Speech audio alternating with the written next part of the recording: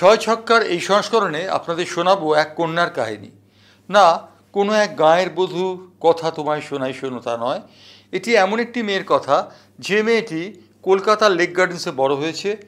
1986 সালে জন্ম, অর্থাৎ হিসেব অনুযায়ী তার এখন 38 বছর বয়স, এবং কান্স ফিল্ম ফেস্টিভ্যালে সে সেরা অভিনেত্রীর সম্মান পেয়েছে। তার নামটি হচ্ছে অনুসুয়া সেনগুপ্ত। অনুসুয়া সেনগুপ্ত সম্পর্কে নতুন করে বলার কিছু নেই, কারণ যারা ইতিমধ্যে ফিল্মের খবরাখবর রাখেন তারা জানেন কান্সে একটি অ্যাওয়ার্ড তিনি পেয়েছেন, এবং যে ছবিটির জন্য তিনি অ্যাওয়ার্ড পেয়েছেন সেই ছবিটির নাম দ্য শেমলেস। কনস্ট্যান্টিন বোজনোভের এই ছবিটি রীতিমতো সাড়া জাগিয়েছিল কান্স ফিল্ম ফেস্টিভ্যালে, এবং অনুসুয়া সেনগুপ্ত তাতে সেরা অ্যাক্ট্রেসের সম্মান পেয়েছেন।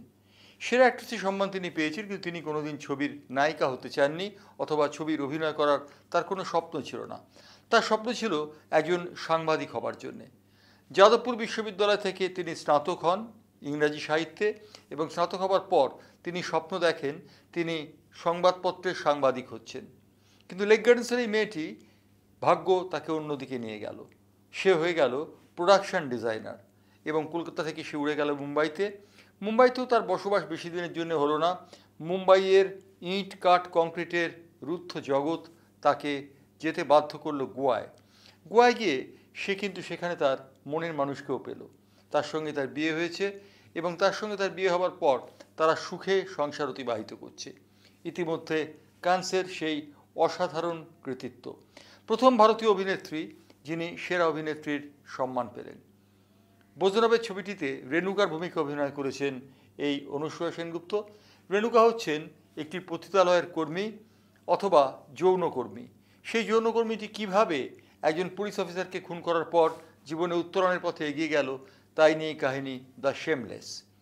কনস্ট্যান্টিন বোজনোভ তার ছবির নায়িকাকে খুঁজে পান ফেসবুকের মাধ্যমে। তার ফেসবুক ফ্রেন্ড ছিলেন অনুসুয়া সেনগুপ্ত।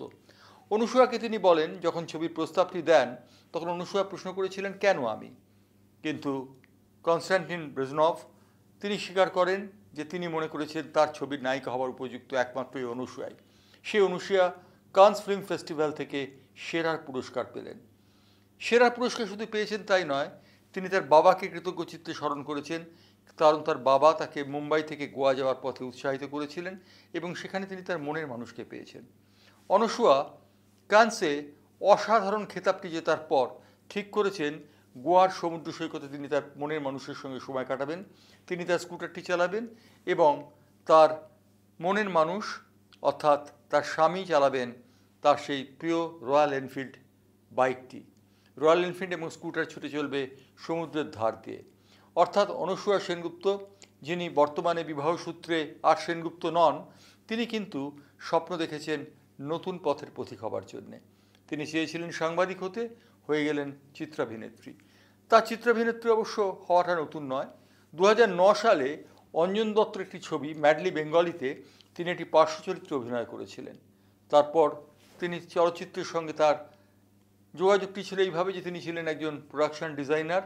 প্রোডাকশন ডিজাইন করার জন্য তিনি অনুপম খের এবং আরও অনেক বিখ্যাত ব্যক্তির সংস্পর্শে এসেছেন, কিন্তু অনুসুয়া কোনোদিন ট্র্যাক থেকে বেরিয়ে যাননি। প্রোডাকশন ডিজাইনার থেকে অভিনেত্রী হওয়া তার ডেস্টিনেশন ছিল।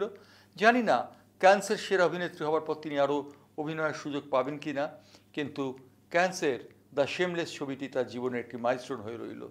কনস্ট্যান্টিন বোজনোভের তৈরি করা এই ছবিটি নিঃসন্দেহে আমাদের এই অনুসুয়া সেনগুপ্ত জীবনের একটি মাইলস্টোন। যাদবপুর বিশ্ববিদ্যালয়ের ছাত্রী অনুসুয়া স্বপ্ন দেখেছিলেন সাংবাদিক হবার, হয়ে গেলেন চিত্রাভিনেত্রী। এই যেন অনেকটা চির বেড়াল হয়ে গেল রুমালগোছির ঘটনা।